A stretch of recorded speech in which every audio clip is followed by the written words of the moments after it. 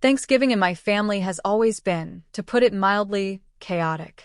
Every year, without fail, we gather at my parents' house. Their small dining room, barely big enough for a handful of people, becomes a cramped, uncomfortable space as the house fills with relatives. From the moment I step inside, the day feels like a performance. Everyone wears forced smiles, pretending the cracks in our relationships don't exist beneath the surface. It's the same story every year. Old grudges simmer, petty arguments lurk, and an underlying tension hangs in the air, making it feel like walking a tightrope. The atmosphere always teeters on the brink of a blowout, and it's only a matter of time before someone snaps. This year, I decided I was done playing along. Over the past year, I'd been working on myself, learning to set boundaries and let go of the need to fix everyone else's problems. For so long, I'd taken on the role of mediator, smoothing things over, even at my own expense. Thanksgiving always felt like my final test, with my family never making it easy. But I had no reason to believe this year would be any different. Still, I walked through the door determined to maintain my peace, armed with my best intentions and a resolve not to get pulled into the usual chaos. It didn't take long for the tension to hit. The moment I stepped inside, I was met with the familiar clamor of the holidays. It wasn't even noon, and the house was already a whirlwind of stress. My mom was in the kitchen, orchestrating her usual Thanksgiving production, barking orders at anyone who'd listen while simultaneously wrestling a massive turkey out of the oven. The pungent smell of burnt stuffing hit me like a wall, mingling with the sounds of clattering dishes and clinking glasses. She greeted me with a quick hug before leaning in and whispering, "Please just try to get along with everyone today. It's Thanksgiving. Can't you fall in line for once?" Her words didn't surprise me. They were the same every year. My mom has always been about appearances, desperate to maintain the facade of a picture-perfect family, no matter what's boiling underneath. I barely had time to process her plea before I was ambushed by Aunt Linda in the living room. She does this every year, cornering me the moment I arrive, ready with her passive-aggressive interrogation. "Are you still at that same job?" she asked, her tone dripping with condescension. To her, my career has always been a disappointment, a waste of potential, no matter how much I try to explain my choices. She clings to her narrow definition of success and makes it clear she doesn't approve. Next came Uncle Rick, who barely glanced up from his phone before delivering his usual jab. "Looks like you've put on a little weight," he said, not even bothering with a proper greeting. His bluntness hit like a sucker punch, but I swallowed my frustration and let it slide. I could already feel a knot forming in my stomach, a familiar tension settling in. Before I could catch my breath, my sister Jessica appeared, her sugary sweet smile signaling trouble. She wasted no time. "Still single?" she asked, loud enough for the entire room to hear. The conversation paused, and all eyes turned to me. Jessica, who prides herself on being the together one, with her 2 kids and seemingly perfect life, followed up with her signature line, "And no kids yet, right?" It was her not-so-subtle way of reminding everyone of her superiority. I forced a tight smile, determined not to give her the reaction she was fishing for. Somewhere between appetizers and setting the table, my dad pulled me aside. He started with small talk, but it didn't take long for the conversation to shift. He informed me that my brother had gotten himself into financial trouble again. "You know, family helps family," he said, his voice carrying that familiar plea. "Maybe you could chip in a little, just until he gets back on his feet." I bit my tongue to stop myself from asking when my brother had ever been on his feet. It was always the same story. My brother's mistakes brushed aside while I was expected to step in and clean up the mess. By the time we sat down for dinner, my nerves were frayed. My mom, ever the traditionalist, immediately noticed I wasn't piling mashed potatoes onto my plate. She gave me a disapproving look. "Oh, come on, just a little. We all eat the same. It's family," she insisted. Despite knowing about my diet restrictions for years, she couldn't resist trying to control the situation. Before I could protest, she scooped a hefty serving onto my plate, her expression making it clear she wouldn't take no for an answer. The meal itself was a minefield of awkward conversation and thinly veiled insults. My cousin, newly engaged, spent most of dinner flashing her ring and making pointed remarks about my single status. "You'll find someone," she said with a pitying smile, as if my life were incomplete without a partner.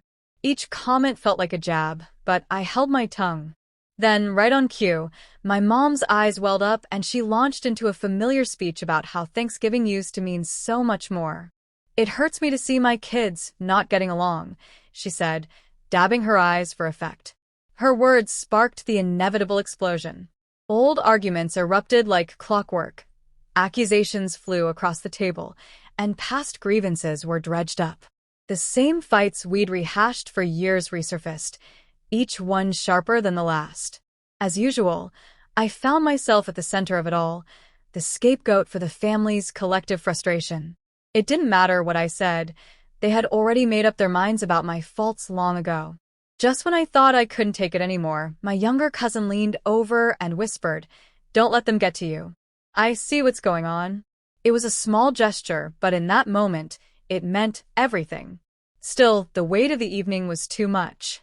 The final straw came when they started mocking my dedication to work-life balance, something I'd worked hard to achieve.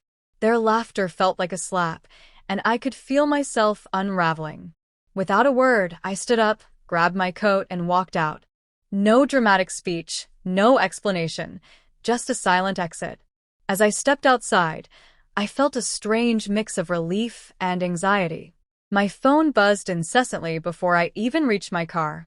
By the time I got home, there were dozens of missed calls and texts. My mom's tearful voicemail was filled with guilt-laden remarks about how much effort she put into the holiday and how heartbroken she was. My brother's texts were angrier, accusing me of selfishness and immaturity. Even my dad, who had initially seemed understanding, sent a message urging me to keep the peace because family is all we have. I knew I needed space, so I blocked my mom and brother temporarily. I couldn't handle the constant barrage of guilt and blame. For the first time in years, I put myself first. I spent the next day with friends who offered support and reminded me that standing up for myself was long overdue. It wasn't easy, but as the days passed, I began to feel a sense of freedom. Thanksgiving may have ended in chaos, but I finally took a stand. For the first time, I felt at peace with my decision. It all started to unravel when I received a particularly harsh text from my mom, a long message listing everything she thought I had done wrong over the years. Each point seemed carefully crafted to make me feel like the root of all our family problems. Her words hit hard, and it became clear she wasn't interested in understanding my perspective. Instead, she wanted to make sure I felt guilty, small, and isolated. That was the breaking point. I blocked her number and my dad's, fully aware they would try to reach out. But I was done. I couldn't keep putting myself through this. The silence that followed was both unsettling and liberating. For the first time in my life, I experienced a quiet that wasn't interrupted by family demands or emotional manipulation. I went completely no contact, focused on myself for the first time in what felt like forever. My phone, once a constant source of anxiety, was now still, without the relentless stream of messages. I could finally breathe. In the following weeks, I started to feel a shift. Without their voices in my ear, I had room to reflect and reconnect with myself. I knew I had to stick to my decision. I wouldn't reopen the door to my family unless they could respect my boundaries. That was my line in the sand. Until then, the door would remain firmly shut. About a week after Thanksgiving, a new message appeared in my inbox. The subject line read, "Family Discussion." It was from my parents, with almost everyone in the extended family copied in. In the email, my mom tried to frame Thanksgiving as a disaster that, while not solely my fault, had been sparked by my decision to leave. She spoke about wanting to smooth things over and promised that if I agreed to meet, everyone would respect my boundaries moving forward. Her words felt rehearsed, like she had skimmed a self-help book on conflict resolution and was now trying to play the role of a mediator. At first, I was tempted to ignore the message, but curiosity got the better of me. They were promising change, and while I was skeptical, part of me wanted to see if they meant it. I responded, agreeing to meet under one condition. It had to be in a neutral location, no family homes. I picked a small cafe in town, knowing the unfamiliar setting would make them think twice before causing a scene. After some back and forth, they reluctantly agreed.